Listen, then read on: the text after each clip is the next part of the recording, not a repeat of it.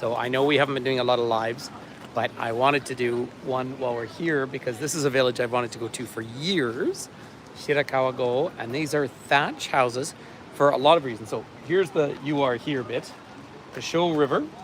So Shira means Shirakawa, yeah. Shira is white and Kawa is river. So the White River because they get up to 10 meters of snow in this village.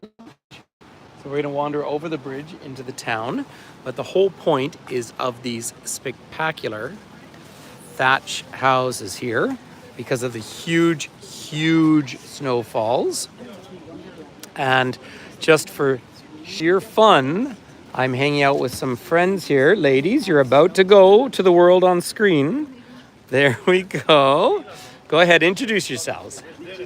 Konnichiwa. Yeah, well, Justina's from, well, Liverpool. She's a Scouser, and she's here in Japan on your first trip. Right, and it's, hey, Allison and Jay. And you, young lady, are from? Michelle. Who? Living in Europe. Yeah, American in Germany. Trip to Japan. Second trip. And we actually caught up with Michelle's friend in Tokyo, which was great fun. Who's been here how many years? 6. 6 years. Fantastic. But check out these houses. So there's bus parking. So the thatch, of course, makes me think of Ireland. Doesn't it? But look at these spectacular houses. So the drive today has been just gorgeous and hilly, like genuinely hilly. Thanks, Michelle. Michelle's helping me take my jacket off because it's cooking hot here. And it's cooking hot because clearly it is, well, it's been pouring rain on and off, but that's Japan. So let's go up on the bridge, shall we? We'll go over the Sho River. So it seems appropriate to have a camera for the river that you call Sho. But what you looking at? See, it's not even really raining. So welcome to Japan, everyone. And I know this time doesn't work for people around the world. I think it's very early in the UK and it's like midnight in Eastern time zone. So, by the way, it is absolutely illegal to smoke in this town. See that? And that is because the whole town is wood. Now, I have not been back to Japan since 2019. This is such a good view up here. I have not been back to Japan since 2019, and suddenly the no smoking element of Japan has been fantastic. Oh, sorry. Sorry, we're blocking the path. So now, if you're ready for this to be beautiful, there you are. Please smoke in designated areas only. So there is Shirakawa-go. Go means village. And there's a nice group of young ladies here looking around. But this river is spectacular. Now these are all river cut valleys, right? This is not a glacial country at all. We're actually remarkably far south. And it's remarkably warm here too at the moment. Now, high humidity. But we are an hour, not even 45 minutes, out of Takaiwa, where we're staying tonight. And then tomorrow we're going to be on the train. Sorry, I'm just looking for my friends because they wanted to come out on a live. They're people who watch our live tours quite often. But have a look at this. So the mountaineer in me likes this place. Tell me, Michelle, you wouldn't want to go kayaking down that river. Yeah, maybe not right now. It's pretty high. Yeah. But we've had several warm days. We had clear weather in Mount Fuji, but now this is fantastic. Justina, do you want to feel what the gimbal feels like? Oh, come on. It's fun to do. See how stable Oh, the power. the power broadcast the world over. So yeah, come on, we'll start to walk out Have a a little walk. bit. Yeah. It's so this nice little bridge here. Unfortunately, it only holds a maximum of 5 people on this bridge. Hope not. No. Stable as can be. We've seen lots of dams out along the way. Of course, huge amount of hydro here. They use a lot of nuclear power in this country, although that's been a challenge after they had the Fukushima. Let's take it off you to go around these quite folks heavy. here. It is quite heavy, isn't it? Yeah. So there's one. This suspension bridge actually has a bounce to it. There is my friend Sam right down. See, Sam's down at the edge of the river down there. But look at this valley. So these deep river cut valleys, but this is all volcanic. So we are actually, well, we're specifically south of Tokyo and on the east side of the island of Honshu. Now, Honshu Island is slightly smaller than the United Kingdom, to put that in some perspective, and there are 104 million people on this island, so it's pretty incredible. Yet, we've been driving through absolute, not wilderness, but wild terrain today. So I'll curve around, and this little village, though, which really only dates back, that is some type, well, I was thinking some type of woodpecker, but I'm not sure. Dates back really to the 1890s, although people have been living here, of course, for millennia. So a lot of these towns, or a lot of these communities were set up during the Edo period. And this one, though, they developed their houses specifically around the fact that they get huge accumulations of snow. Like mind-boggling accumulations, 10 meters of snow, and they often have piles that are 2 meters high. So I would love to come back here in the winter. Saw one ski hill on the drive up here. So we were in Matsumoto last night. Nice town, nice city in a grape producing area. And now we're out here in this mountain area, and I'll be spending the night not in this village. That would be fantastic, but another historic town. And then we will be taking a train over to the big population. I'm going to totally have to pass this on because Sam doesn't know that I'm taking a video of him. Sam! There he is. Lovely man.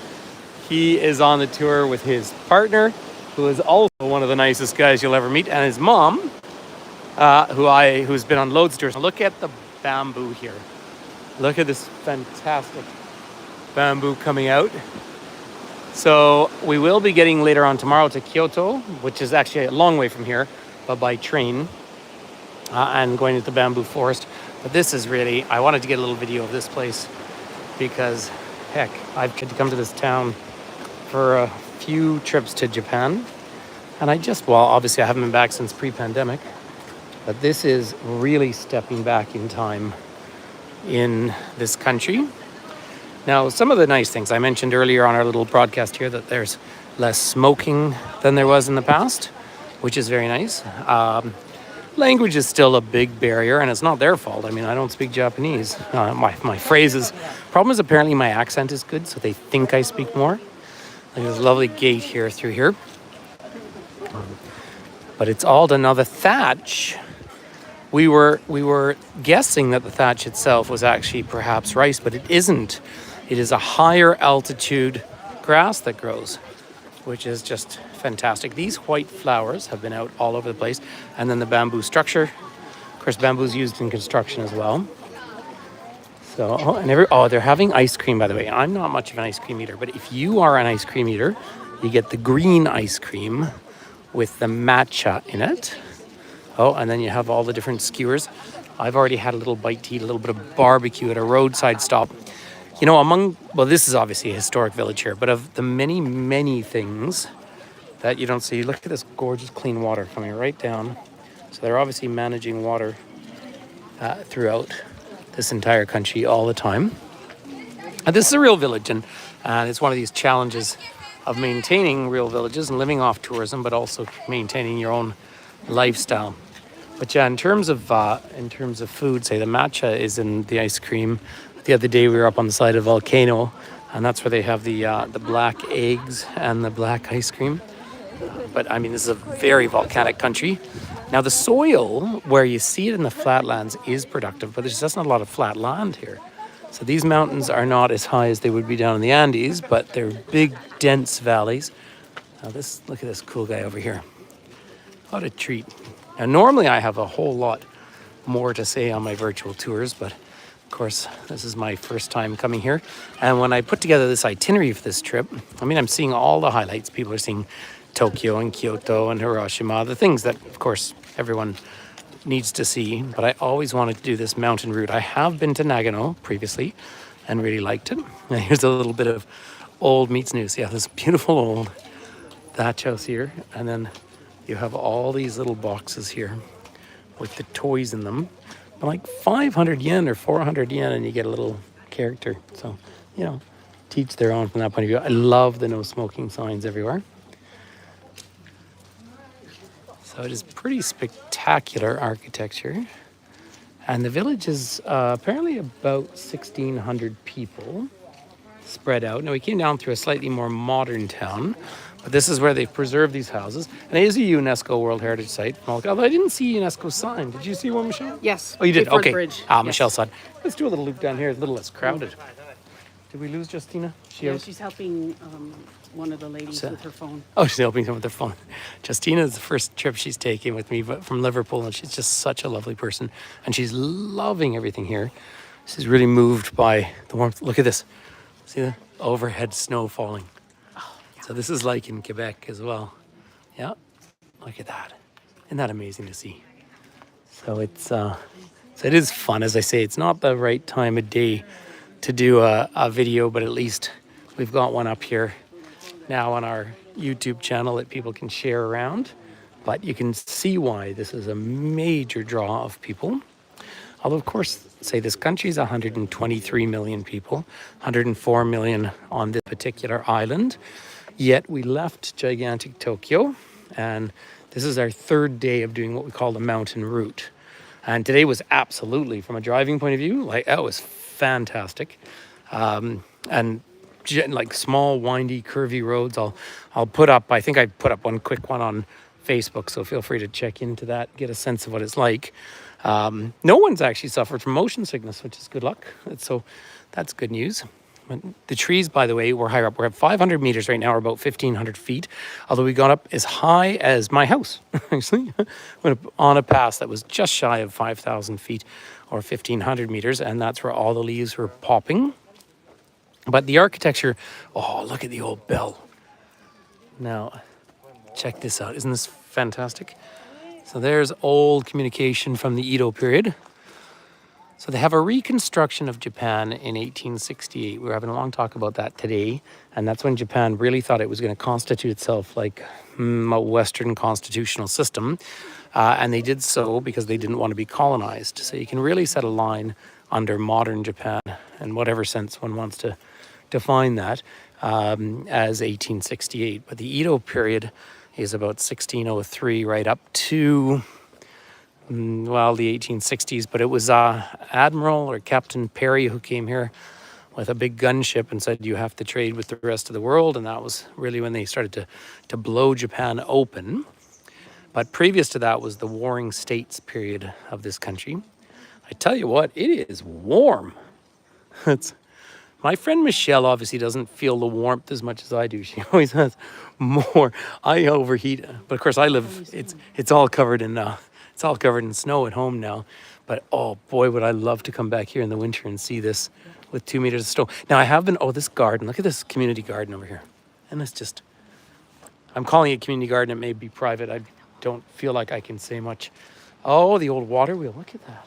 Oh, and now this is this onions? Do you think? Probably. Yeah, onions. The onions and radishes grow higher up here, and then you have the rice further down. But what a lovely, consistent. Keep in mind, just the other day we were in central Tokyo, 37 million people, and ultra modern.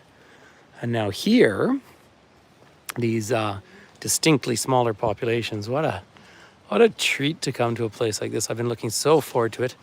And wow, I mean, we are later October. Now we're in lower latitudes here. I think we're 35 south or something. So if you were to flip that, you're far southern Europe, and you're, I think, even northern California or something equivalently.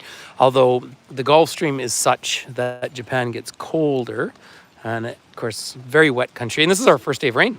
It's come through. See that tree over there? Those are persimmons up in that tree, growing the orange ones. Unless I'm lying in their apples. No, I think they are. Persimmons. Yeah, they're persimmons. Pretty neat to see. And look at the lean on the front of this building.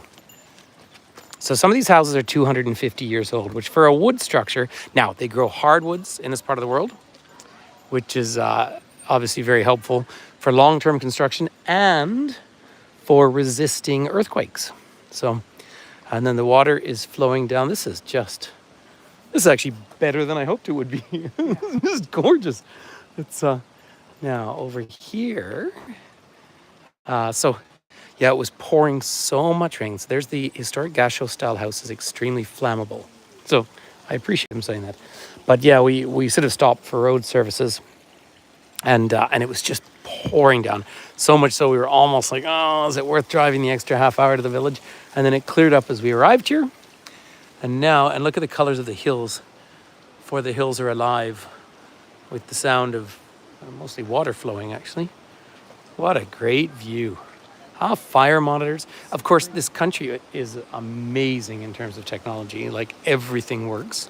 And the other factor is no matter where you go, there's just no graffiti. Right? Now, now it just got cooler. How cool is that? It's just got up by the river here. So there's so much more to learn. Like I say, I've been lucky enough to travel around Japan a few times, but I obviously don't know it the way I know other places in the world. So for me, it's still a learning experience the whole time. It would be a fun language to learn. It, interestingly enough, you'd have to learn to read the characters, but it's not actually that difficult to learn. Look, look at that dodgy fella up there. You can come in, Shell. You're already in it anyway. It's curved. See, that's the look up in the hills. Well, I don't know if those are lights or Nests, maybe? nests, maybe. Yeah. See, we got a million questions to ask, but it's part of the fun. Here's a little shop over on the right. Good chance it's sake. No, we're definitely having a type of hila. Hila is the beef from the region. And there's these monuments here, which I really can't tell you very much about. I presume burial sites, but I really don't feel like I can. I just don't want to speak to things that I cannot speak to honestly. But you see them around a lot. 99.99% of Japanese citizens are cremated when they pass. The only ones who are not are Muslims, and they have a very, very small Muslim population here. So that's pretty cool. And here is the main street of the town up here. So there we are, ladies and gentlemen. I just wanted to offer a fun little outing. I know we only had a few people on board here, but we'll make sure to share this around. And it's fun to be here in Japan and hanging out with most of my group have traveled with me many times before. But a few new people as always. Just such cool shops. Everything's cool. I have a young person running up behind me. So hey, thanks for participating. Thanks for hanging out. I know that well, a couple of names I recognize there. So anyway, everyone, peace and love from this gorgeous, gorgeous mountain town. Young men, but they were looking at, obviously they're either done school or they're on their lunch break. I expect they're done for the day, but I don't know. And also, I don't know what that says. I do know the little white one says the toilet is on the right side. It's good to travel the world. There we are, ladies and gentlemen. Take care and lots of love. Bye-bye.